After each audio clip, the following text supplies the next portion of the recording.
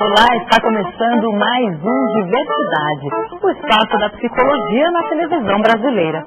E como nós achamos que gosto se discute, hoje nosso assunto é a tirania do padrão ocidental de beleza.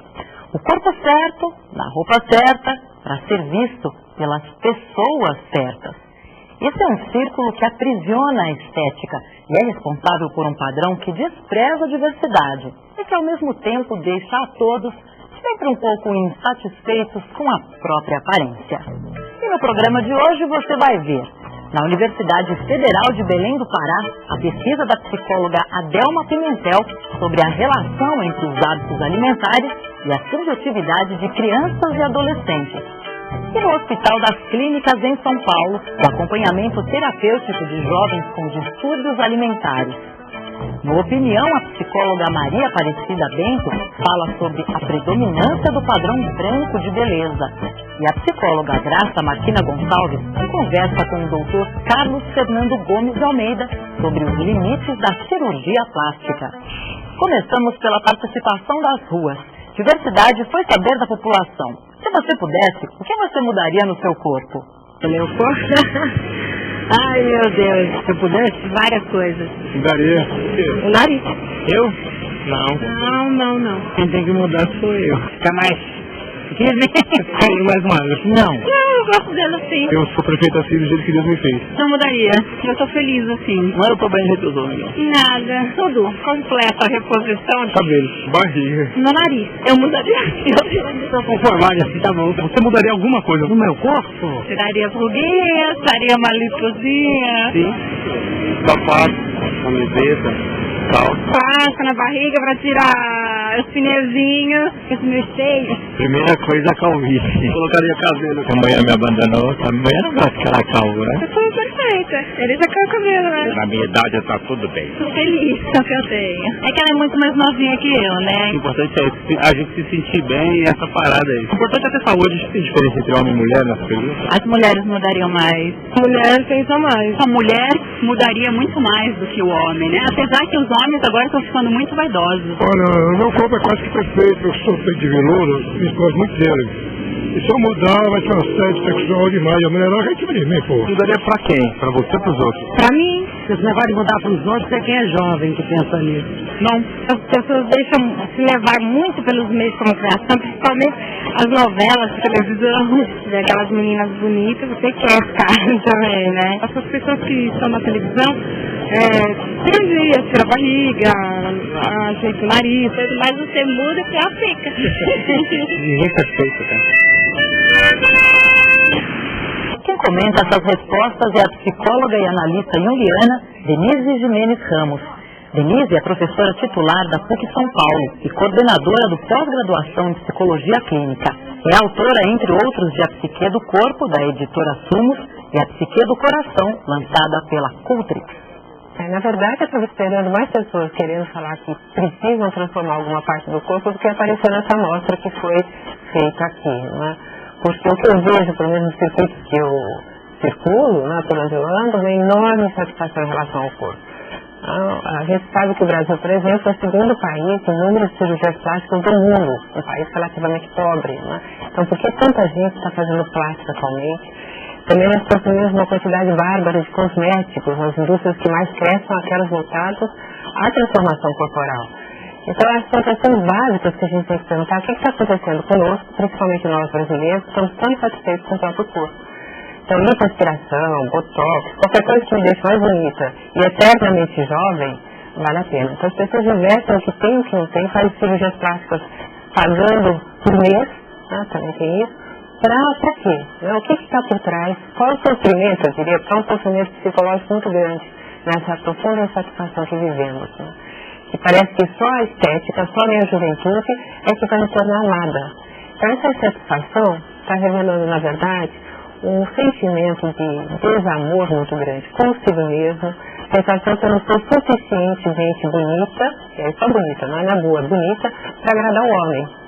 E nesse aspecto, acho que as mulheres vão de mal a pior.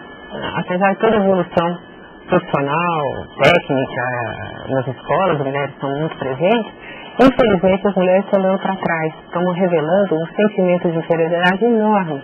elas acham que para conquistar um homem elas têm que ser bonitas. E o Brasil é realmente uma cultura muito machista. Os homens também, na sua escolha amorosa, se baseiam muito na beleza. Então a gente fica num jogo que aprisiona principalmente as mulheres, um jogo muito perverso. Então cada vez mais as mulheres fazem uma cirurgia para entrar dentro de um padrão que elas acham estético, um padrão de Hollywood, um padrão de artista, um padrão impossível de ser alcançado para quem está no cotidiano, não é? Não esquece que os artistas só fazem isso o dia todo.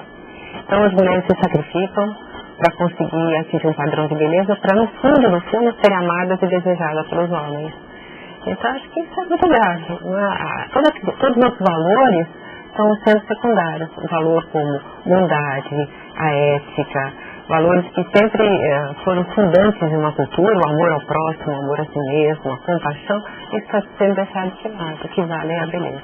Grandes desfiles europeus lançaram uma nova moda: proibir modelos com baixíssimo peso, suspeitas de sofrerem de algum distúrbio alimentar, de desfilarem em suas passarelas. Através da anorexia, a alta moda trocou os cadernos de entretenimento pelas páginas policiais. E o mundo pareceu abrir os olhos para esse problema.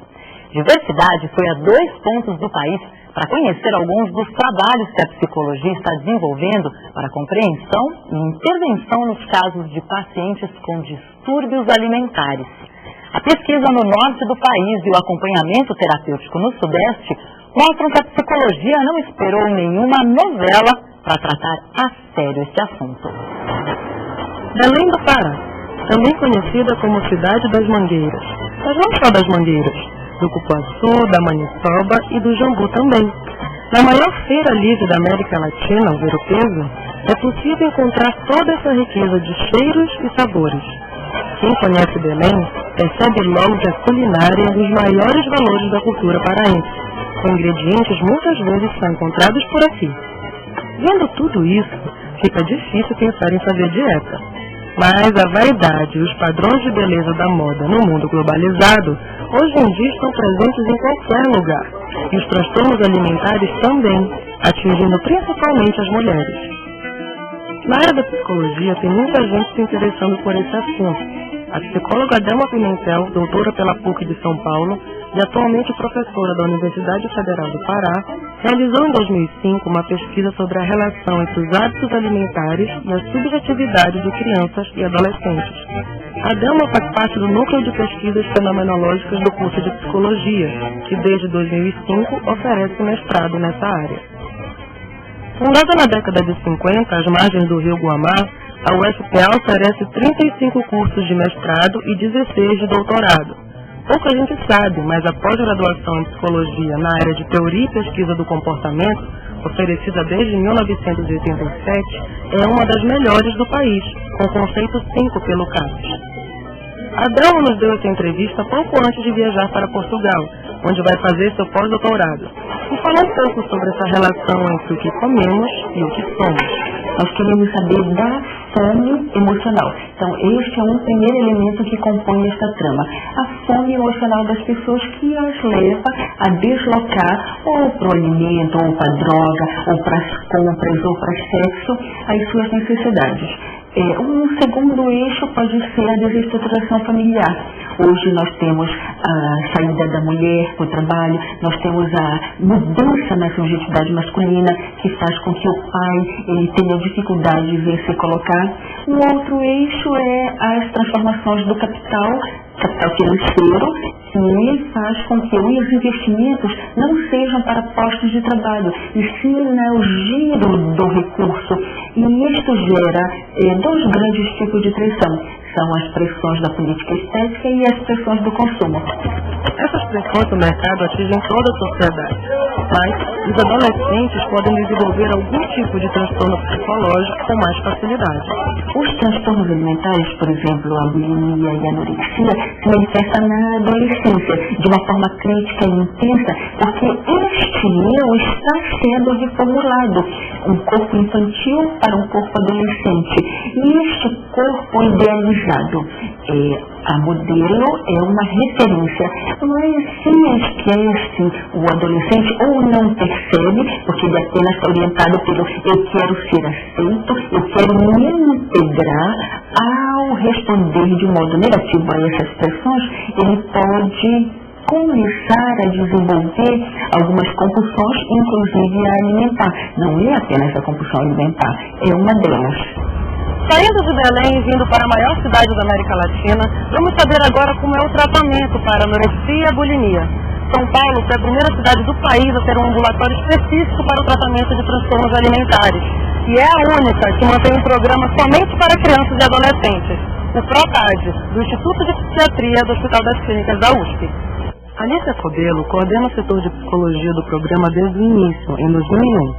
Segundo ela, os transtornos alimentares se originam de vários fatores em conjunto. Por isso, o tratamento deve atingir todas as áreas da vida do paciente. O tratamento também não pode ser único, né? Tem que ser um tratamento, sem dúvida, na equipe multidisciplinar.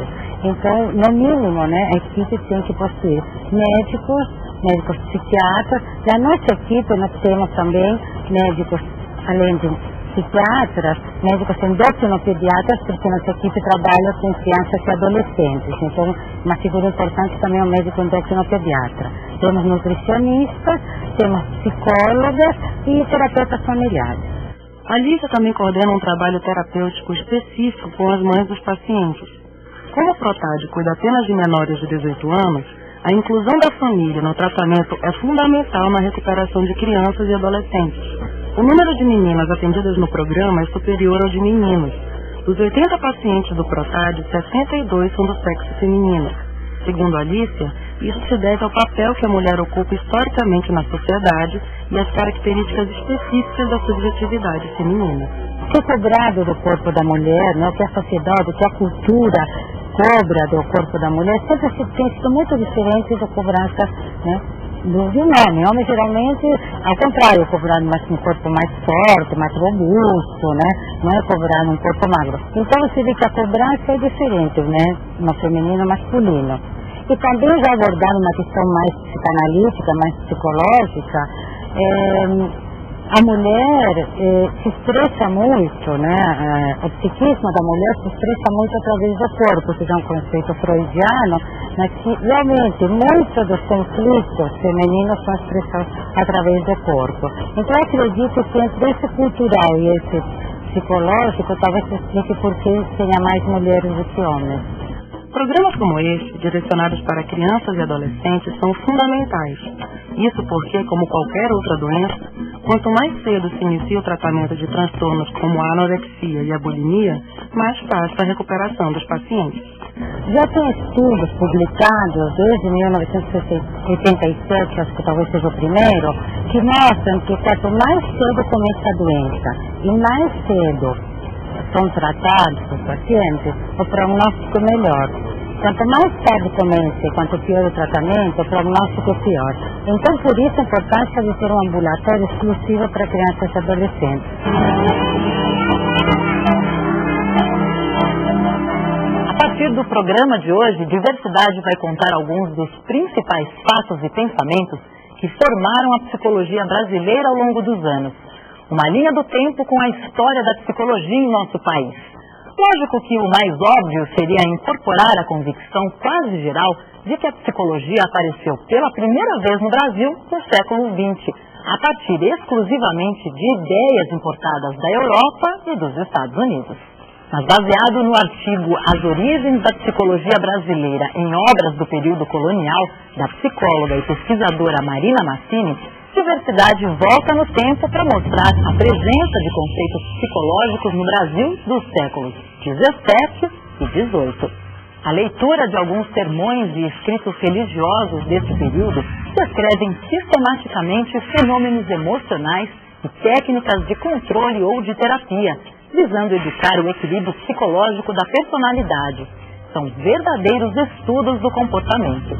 Durante esse período, os jesuítas produziram uma série de textos traçando paralelos entre o comportamento indígena e o do colonizador. Existem vários trabalhos interessantes sobre a psicologia da educação e sobre o papel da mulher na sociedade indígena. Embora haja um amplo uso de referências filosóficas, são análises dos efeitos comportamentais das emoções e das possibilidades de modificá-los. Segundo o padre Antônio Vieira, em sermão de 1676, o conhecimento de si mesmo e o conceito que cada um faz de si é considerado uma força poderosa sobre as próprias ações. Do mesmo padre Vieira, vale a pena conhecer o que deve ser uma das primeiras descrições dos sintomas da depressão feitas aqui no Brasil. Trata-se da descrição da tristeza feita em sermão de 1654. É a enfermidade universal que padece neste mundo a fraqueza humana de todos os homens e de todas as terras, porque nenhuma há tão sadia e de ares tão benignos e puros que esteja isenta deste contágio, e nenhum homem há tão bem acomplexionado de todos os humores que quase habitualmente não esteja sujeito aos tristes acidentes da melancolia.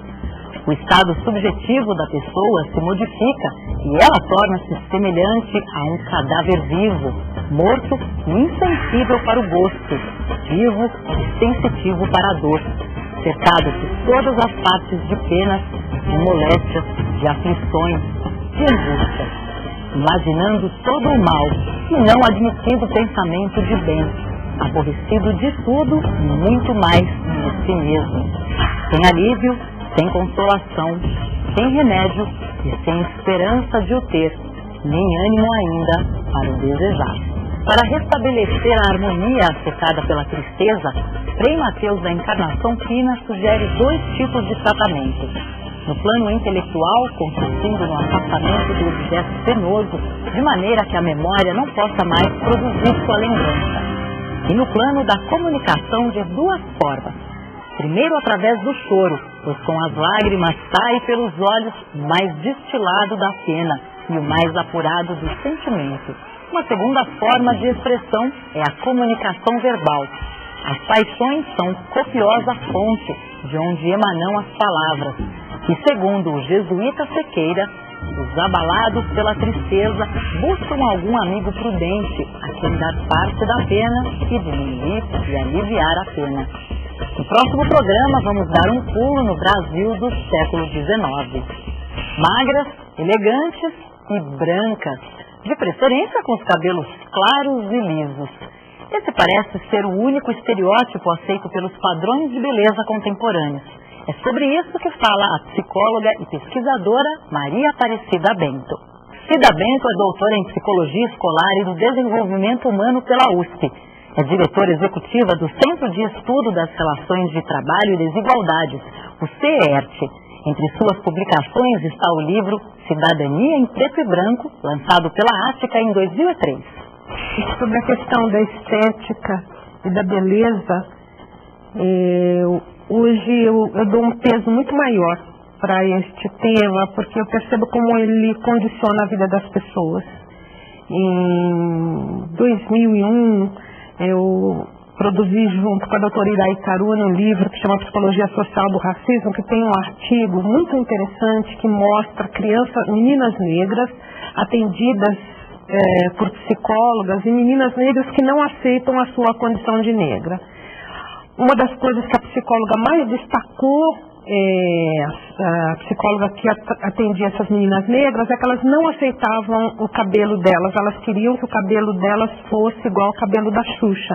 Então todos os desenhos são desenhos de meninas desenhando a si própria ou a sua família com os traços parecidos com os traços da Xuxa. Então sempre me chamou muito a atenção e como isso interfere de verdade, né? Quer dizer, não é só como a pessoa se sente com relação a si própria, né?